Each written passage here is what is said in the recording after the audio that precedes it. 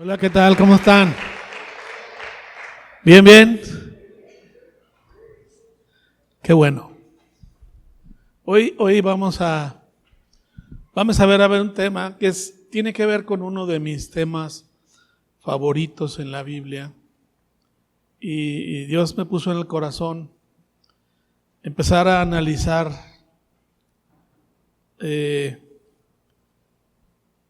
algunos milagros que Dios hace y tratar de entender y tener muy en claro qué es lo que hace que nuestra fe crezca y se desarrolle. ¿Ok? Pero vamos a orar. Padre, te damos gracias, Señor, por tu amor y por el cariño que tienes hacia cada uno de nosotros. Te alabamos y te bendecimos, Dios. Exaltamos tu nombre. Bendícenos, Señor, en el nombre de Jesús. Amén. Para empezar, déjeme decirle que la fe es el cimiento de nuestra relación con Dios.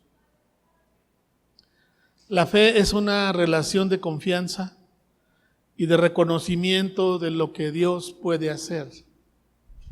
¿Sí? Y es una relación de confianza. La sustancia que le da vida a nuestra relación con Jesús es la fe. Y dice la Biblia que sin fe pues es imposible agradar a Dios. ¿Ok?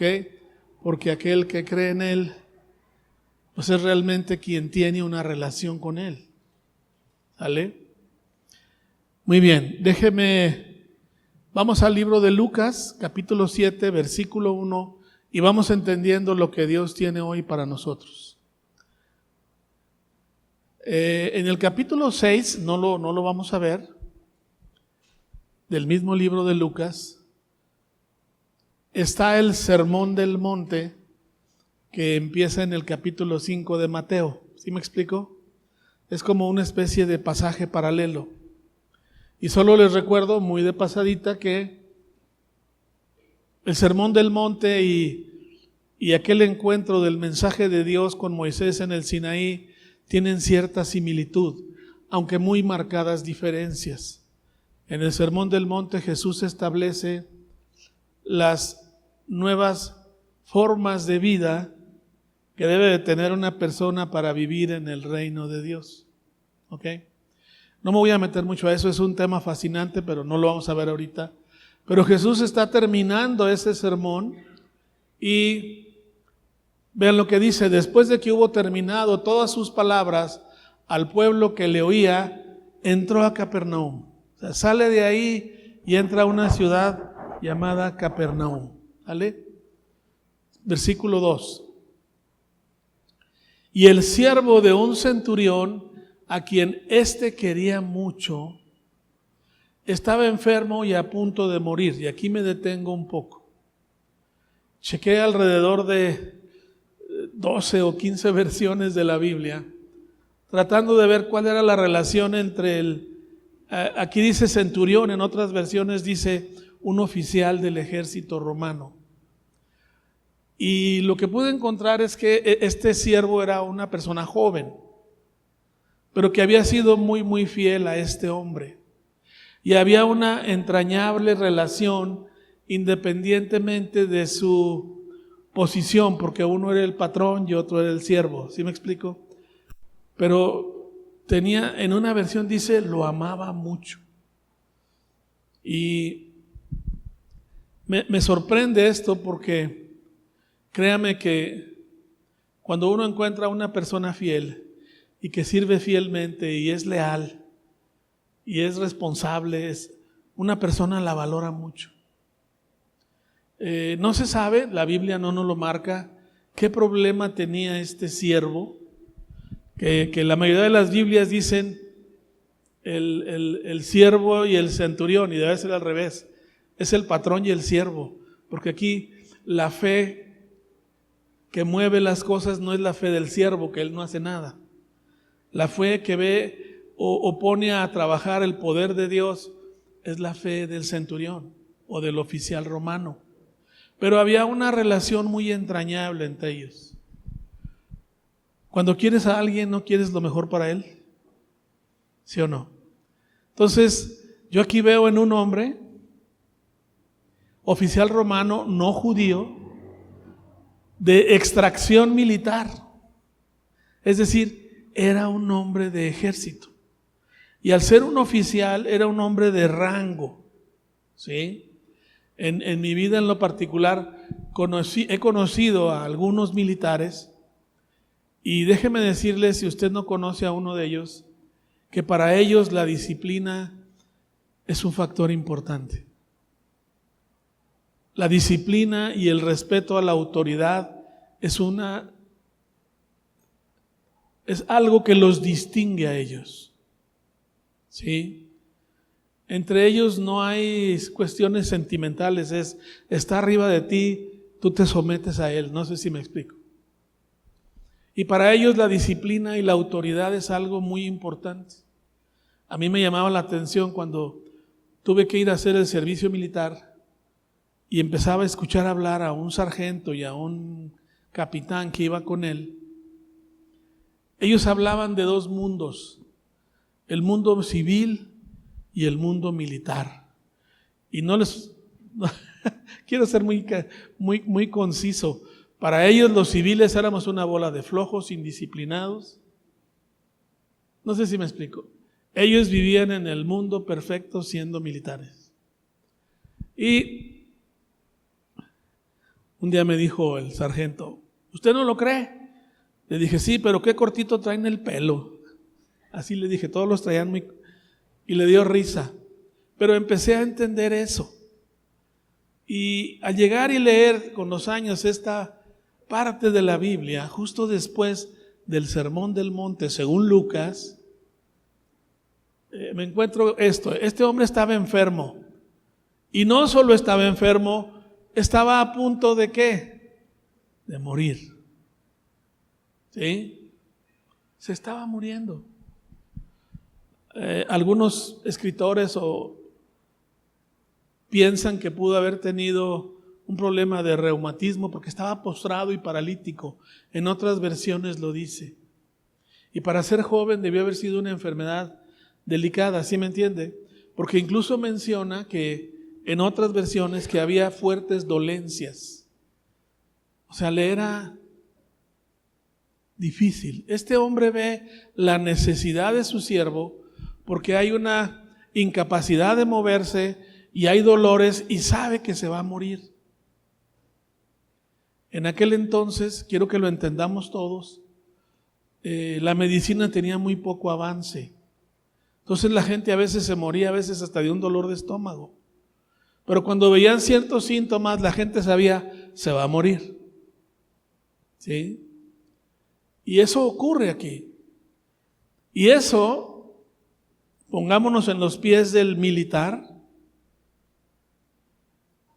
viene una necesidad a su vida. Se me va a morir mi siervo a quien amo y aprecio. Vamos a seguir leyendo. Cuando el centurión oyó hablar de Jesús, le envió unos ancianos de los judíos rogándole que viniese y sanase a su siervo. La Biblia no nos da mucha información, pero lo que se sabe es que este hombre tenía relación con los judíos porque ellos los estaban dominando. Él era el militar de esa ciudad y había un dominio sobre los judíos. Pero pudo conocer su cultura, pudo conocer sus creencias, pudo conocer muchas cosas de ellos, entre ellos de Jesús. No tenía mucha información, pero sí pudo entender que en Jesús había una autoridad y que no era cualquier persona. A pesar de ser romano y de no tener el conocimiento que tenía el pueblo judío acerca de Dios. ¿Estamos todos ahí? Él envía a unos ancianos. Llama la atención que en algunas versiones se confunde y se cree que el centurión fue directamente a Jesús. No es así. Envió a unos ancianos y estos ancianos eran de Israel. Tú dirás, bueno, ¿por qué envió ancianos? Porque en eso entonces, cuando un anciano iba y llevaba un mensaje, se le ponía mucha atención y se le daba respeto por la persona que llevaba el mensaje. Versículo 4. Ellos vinieron a Jesús y le rogaron con solicitud, diciéndole: es digno de que le concedas esto. O sea, desde el punto de vista de los ancianos que van y le llevan a Jesús la solicitud, ellos dicen: él es digno que se le conceda esto. Pero era el punto de vista de los ancianos. Versículo 5. Porque ama a nuestra nación. ¿Y qué dice al final? Y nos edificó una sinagoga. ¿Qué era una sinagoga? Era el lugar donde los judíos se reunían a estudiar la Biblia y tenían sus reuniones como religión judía. ¿Están conmigo? Él fue y se los construyó. O sea, en primer lugar podemos ver que no es cualquier oficial. Era un oficial que tenía recursos para verles construir. Es como si nos hubieran construido este local. Señor, mándanos uno de esos. Y Él se los había dado. Entonces había gratitud en los ancianos. Les reconocían que los trataba bien y que incluso les había construido una sinagoga. Algo no esperado de un militar que domina el pueblo donde él está. No sé si me explico. ¿Cuántos saben que Dios puede hacer cosas maravillosas en el corazón de la gente? No tenía mucho conocimiento, pero hay algo en este hombre que desata el poder de Dios. Vean el versículo 6. Jesús fue con ellos, pero cuando ya no estaba lejos de la casa, el oficial o el centurión envió a él unos amigos diciéndole: Señor, no te molestes, pues no soy digno de que entres bajo mi techo. Lo primero que yo puedo ver en la vida de este hombre es que él no va con méritos a decirle: oye Jesús, en buena onda yo les construí a ustedes una sinagoga, tengo un siervo enfermo, échame la mano. No, él fue muy respetuoso y no se siente digno de pedir. Y esta es la primera enseñanza importante de este milagro. El pueblo de Dios no ha aprendido en muchos casos a entender en qué Dios estamos creyendo y el nivel que Él tiene enfrente de nosotros. ¿Me están siguiendo todos? Todos le hablamos a Dios con mucha confianza: Señor, échame la mano, traigo esta bronca, que tengo este problema, no sé si me explico. Y no lo vemos, no lo ubicamos como quien es. Ahora, me llama la atención que este hombre recurre a Jesús sabiendo que tiene un problema que requiere de un milagro. Si hubiera sido problema de dinero, va y paga para que le curen al siervo, ¿sí o no? Él sabía que si no venía un milagro de Dios, se le iba a morir el siervo. Y reconoce en Jesús a alguien que puede hacer lo que él necesita. Por amor. No estaba pidiendo nada para él. Entonces, yo puedo ver que este hombre no se sentía digno y reconocía la estatura de Jesús. Por si usted no ha leído el libro de Hebreos, los primeros 3 capítulos hablan de eso. El capítulo 1 de Hebreos nos habla de la superioridad inmensa de Jesús respecto de los ángeles. Y la Biblia nos dice en Hebreos que los ángeles no son más que simples servidores y que Jesús es el Hijo de Dios. Y es lo que reafirma en el capítulo 2. Y en el capítulo 3, perdón que me meta a Hebreos, y les recuerdo que la carta a los Hebreos era una carta dirigida a judíos. ¿Están conmigo? A judíos. Y el capítulo 3, Pablo les dice Jesús es muy, muy superior a Moisés. Les aventó una bomba. Porque para los judíos de ese tiempo Moisés era el top. No sé si me explico. Dice Moisés, ni al caso. Y ubiquémonos en quién estamos creyendo. ¿Sí? Mucha gente me habla y me dice, oye, tengo este problema. Me está faltando esto. Yo lo primero que le pregunto a la gente, ¿en qué Dios estás creyendo? ¿Reconoces su autoridad y su poder? Porque si lo reconoces y crees en Él, no sé por qué te asustas tanto por tu problema. ¿Me están siguiendo? Uno me dijo, pero es que tengo cáncer. Digo, entonces es más grande que tu Dios. ¿Están conmigo?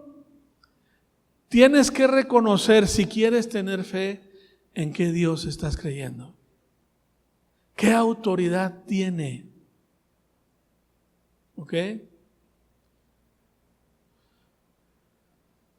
Dice que ya estaban cerca de la casa y el centurión envió a unos amigos diciéndole, otra vez vuelve a enviar amigos. Y se fijan, aun cuando estaba cerca de su casa, ni aún así va y se acerca.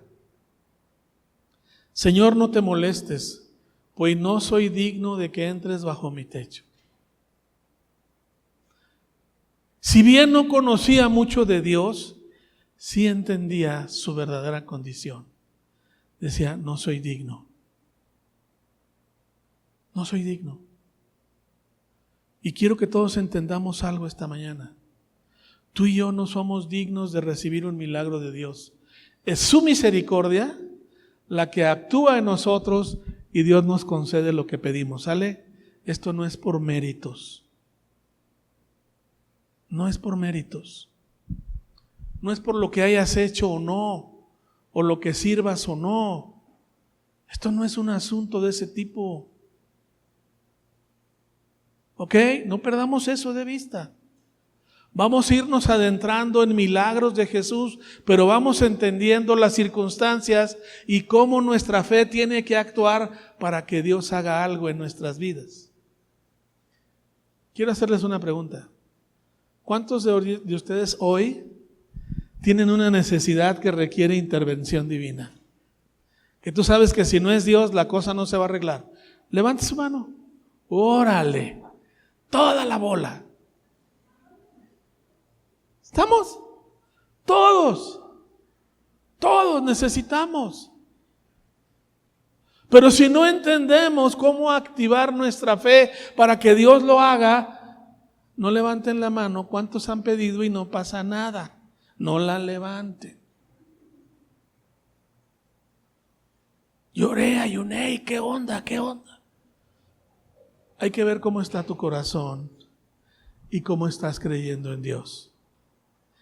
Y para eso están los milagros, que hay muchísimos en la Biblia.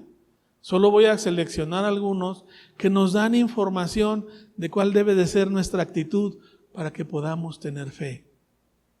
¿Están siguiendo?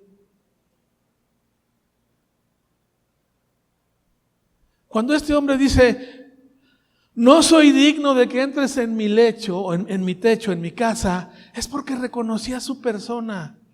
¿Qué creen? Al igual que ustedes y yo, no era perfecto. ¿Me están oyendo? Pero tuvo la actitud de ir y pedir. No por lo que él era o lo que él había hecho, es por quien Jesús era. ¿Estamos? Muy bien. Dice, pero por lo que aún me tuve por digno de venir a ti. Le está diciendo por qué no va él personalmente. Dijo, no me tuve por digno. Y lo que sigue desata el poder de Dios. Pero di la palabra. ¿Y qué dice? Mi siervo será sano. Le está diciendo a Jesús, con que tú lo digas, va a ser sano. ¿Cuántas veces le has dicho a Dios, Señor, di la palabra y mi problema será resuelto? ¿Ninguna mano levantada? Porque no leemos la Biblia y no ponemos atención. Señor, solo di tu palabra, porque yo creo en ti. Porque yo he puesto mi total y absoluta confianza en ti y reconozco quién tú eres. ¿Me están siguiendo todos? Eso es poner en práctica tu fe. El que puede eres tú, yo no soy digno de nada. ¿Ok? El que no seas digno no te impide que no creas. ¿Están conmigo? Porque dice, no, pues ¿cómo le pido? Ando re mal. Eso no depende. Depende de lo que creas en Él y de lo que de corazón lo busques. ¿Estamos agarrando la onda? Muy bien. Versículo 8. Si se fijan, hasta aquí Jesús no ha dicho nada. ¿Estamos de acuerdo? Hablaron los ancianos, hablaron los amigos, ahora habla Él. Pero Jesús no ha dicho nada. Y sigue explicándole a Jesús por qué cree en Él. Porque también yo soy hombre puesto bajo ¿qué? Subrayen la palabra autoridad. Y tengo soldados bajo mis órdenes, y digo a este ve y va, y digo al otro ve y viene, y a mi siervo hace esto y qué, y lo hace. Yo entiendo lo que significa la palabra autoridad y reconozco que tú tienes autoridad, por eso te lo pido. Si algo le vas a pedir a Dios, tienes que tener la absoluta y total convicción de que Él puede hacerlo. ¿Estamos? No depende del tamaño de tu problema o de la gravedad de tu situación. Depende que le creas. Porque para Dios, dice la Biblia, no hay ¿qué? Imposibles. ¡Wow! Este hombre entendía lo que era autoridad y reconocía la autoridad espiritual que Jesús tiene, y no era del pueblo de Israel, era un soldado romano. Eso a mí me llena de gozo, porque nadie de los que estamos aquí que yo sepa es israelita. ¿Estamos? Muy bien. Versículo 9. Al oír esto, Jesús se maravilló de él. Caray, ¿qué dice? Jesús no había dicho nada y dice la Biblia que se maravilló de este hombre. ¿Qué es lo que ve Dios? Es el corazón de la gente. Y se maravilló de ver un corazón que creía en Él y entendía la autoridad que Él tenía. Y Jesús dice, volviéndose, dijo a la gente que le seguía, os digo que ni aún en Israel he hallado ¿qué? La fe. Lo apantalló. El corazón de este hombre, yo tengo la impresión de que le dio un gusto a Jesús, porque dijo, no, pues si no todos son necios, hay algunos que sí abren su corazón, no sé si me explico. Fue como un refresh, como refrescarse en ver, hay gente que cree en mí, mi ministerio vale la pena. ¿Sí me están oyendo? Ni aún en Israel, pero todos los que le seguían eran de Israel. Por poco y les dice, ¿quieren más muestra? Ahí está una. ¿Me están siguiendo todos? Al regresar a la casa, los que habían sido enviados, ¿qué pasó? Hallaron al siervo ¿qué? Sano. ¿Qué dijo Jesús? Nada. Solo Dios le concedió los deseos de su corazón y Él solo fue y le mostró su corazón a Jesús. ¿Están conmigo todos? Amados, los milagros no vienen porque grites más fuerte. Los milagros vienen porque entiendes quién es Jesús, qué autoridad tiene y qué respeto le tienes tú. ¿Están conmigo? Esta es la primera ilustración que yo quise mostrar. Voy a irme muy rápido a la que sigue y está en Mateo 15 del 21 al 28.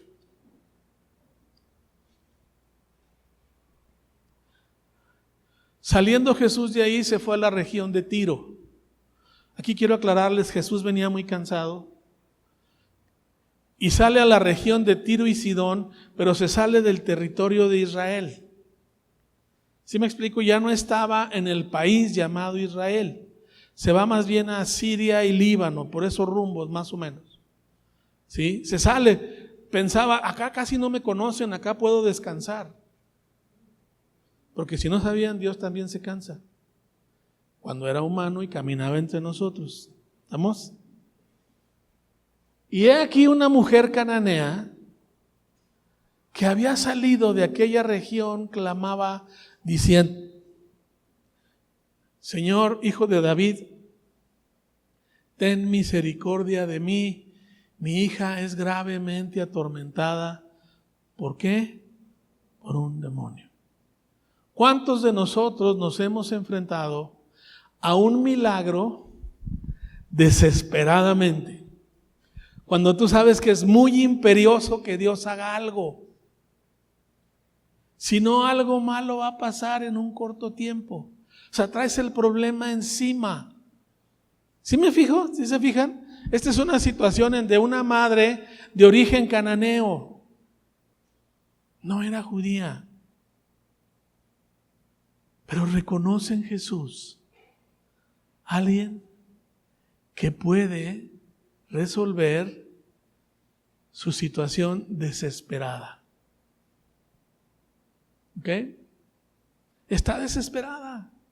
La hija está atormentada. No levanten la mano. ¿Cuántos de ustedes tienen hijos o hijas que andan verdaderamente mal y necesitas que Dios haga algo?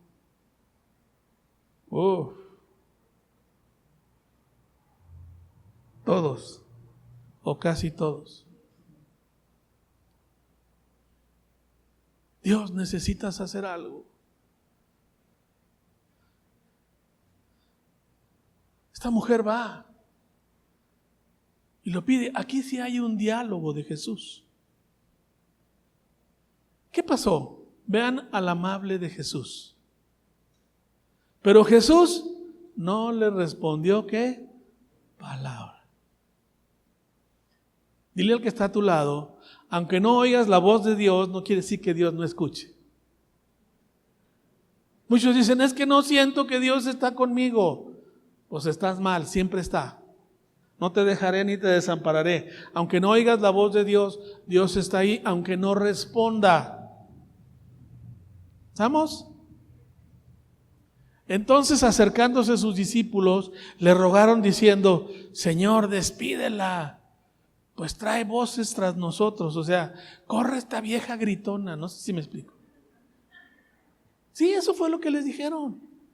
Esa señora nada más está haciendo escándalo, hombre, ya nos aturdió. Ya, despídela. Como ustedes pueden ver, los discípulos estaban en una frecuencia y Jesús en otra. ¿Están conmigo? En otra frecuencia. Y lea al que está a tu lado, Jesús siempre está en nuestra frecuencia. Cuando tienes necesidad, Jesús está sintonizado contigo.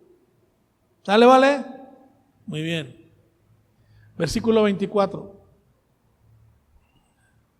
Él respondiendo dijo, le responde a la mujer, no soy enviado sino a las ovejas perdidas de la casa de Israel. Como diciendo, no, tú eres extranjera, yo fui enviado a otro pueblo, no a ti. ¿Verdad? Alguien que no es persistente hubiera dicho, pues perdone, disculpe. Pero vamos a ver qué hizo ella. Entonces ella vino, ¿y qué hace? Ya no solo habló, fue y se postró delante de él. ¿Sí se fijan? Fue y se postró, ya no solo habló o gritó. ¿Quieres que Dios te escuche? ¿Para cuándo las rodillitas? No sé si me explico. A gritos no. ¿Se oyó esa? No es a gritos, es de rodillas. Ella llega y se postra, va y se humilla, porque entiende enfrente de quién está hablando. No levanten la mano. ¿Cuándo fue la última vez que te arrodillaste delante de Dios? No levanten la mano. ¿Quieres ver el poder de Dios moverse en tu vida? Ve y póstrate, humíllate y reconoce que tú no puedes, que lo necesitas a Él. ¿Estamos entendiendo la fe? Y las lecciones nos las están dando dos personas que no son del pueblo de Israel, pero que habían decidido creer en Él. ¿Ok? Esta mujer me encanta por su persistencia. Tengo una necesidad y voy a hacer lo que tenga que hacer para que mi necesidad sea suplida.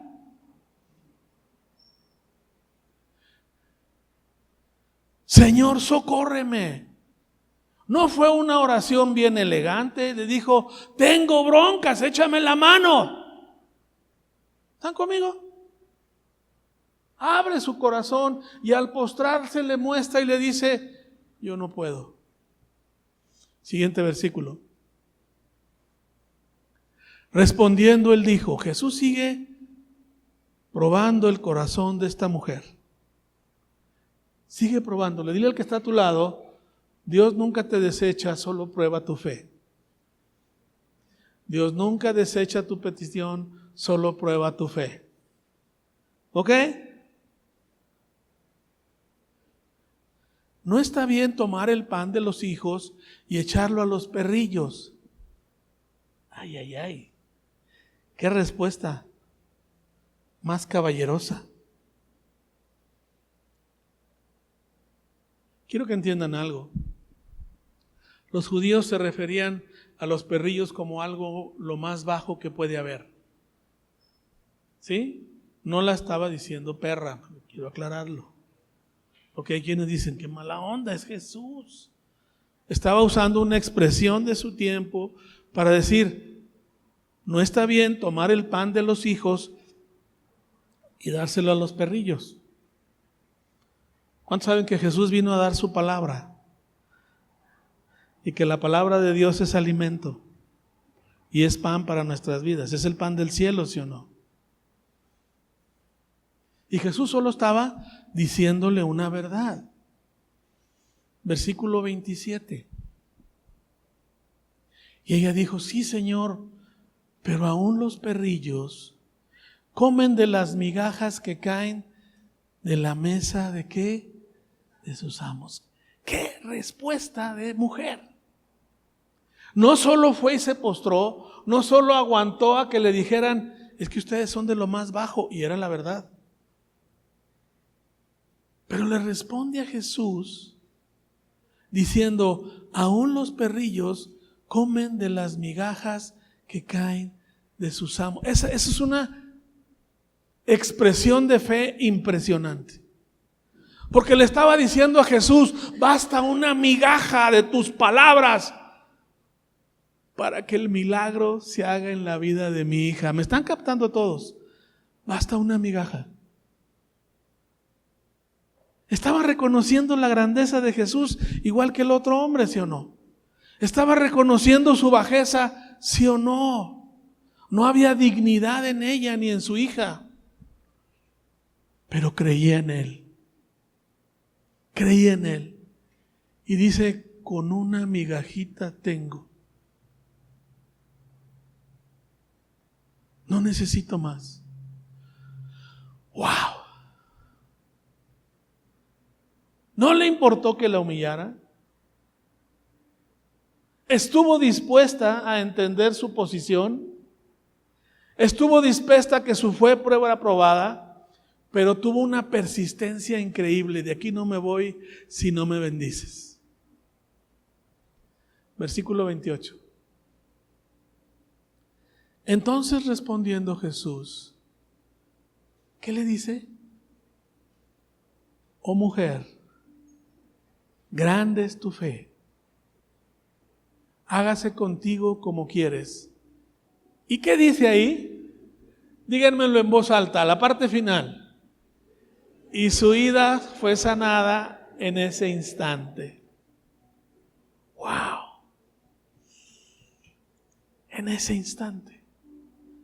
¿Qué necesitó la mujer? Ser persistente, permitir que su fe fuera probada y reconocer que no era digna, pero saber que una sola migaja le iba a dar la sanidad a su hija. ¿Se fijan que hay un paralelismo padrísimo en estos dos ejemplos? ¿Qué estaba viendo Jesús? Jesús no tomó en cuenta que fuera extranjera. ¿Quién sabe qué broncas tendría? No sé ni cómo andaba. Lo que Jesús vio era un corazón que creía en Él y que supo ser probado. Vean el siguiente versículo.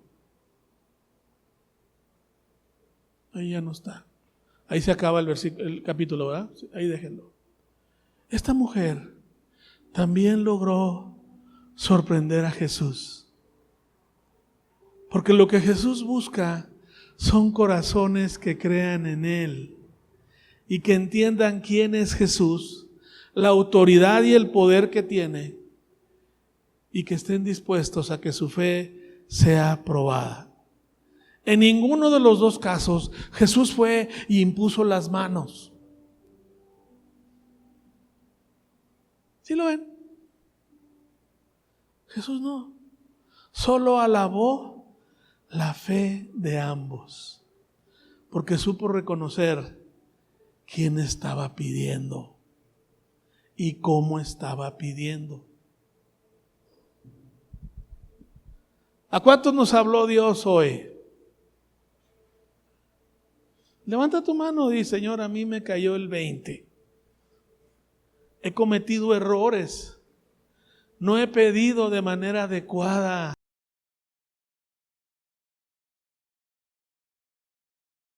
Claudico a las peticiones. No he reconocido tu autoridad y tu grandeza. Y sobre todo, no he reconocido mi indignidad para pedirte. Pero eso no nos puede seguir engañando. Dice la Biblia que la fe viene por el oír, y el oír, ¿qué? La palabra de Dios. ¿Quién quiere orar esta mañana? Ponte de pie y vamos a orar. Si tú quieres orar, si no, quédate sentado, no hay ningún problema. Pero si tú quieres orar esta mañana y decir: Señor, lo que tú hoy me hablaste hace mucho sentido en mi vida. No he tenido la fe, no he tenido la actitud, no he tenido el respeto y el reconocimiento de quien tú eres. Cierra tus ojos y dile: Señor, en el nombre de Jesús, perdóname. No he sabido pedir. No he sabido entender que lo que tú ves es con qué corazón estoy pidiendo, con qué actitud te estoy pidiendo. Yo te alabo y te bendigo, Señor, porque esta verdad ha venido a mi vida, y en el nombre de Jesús yo declaro que va a producir mucho fruto en mi vida, porque tu poder y tu gloria se van a manifestar, porque aprendo lo que es vivir en fe. En el nombre de Jesús. Amén, amén, amén. Que Dios los bendiga a todos. Seguimos con este tema la próxima semana.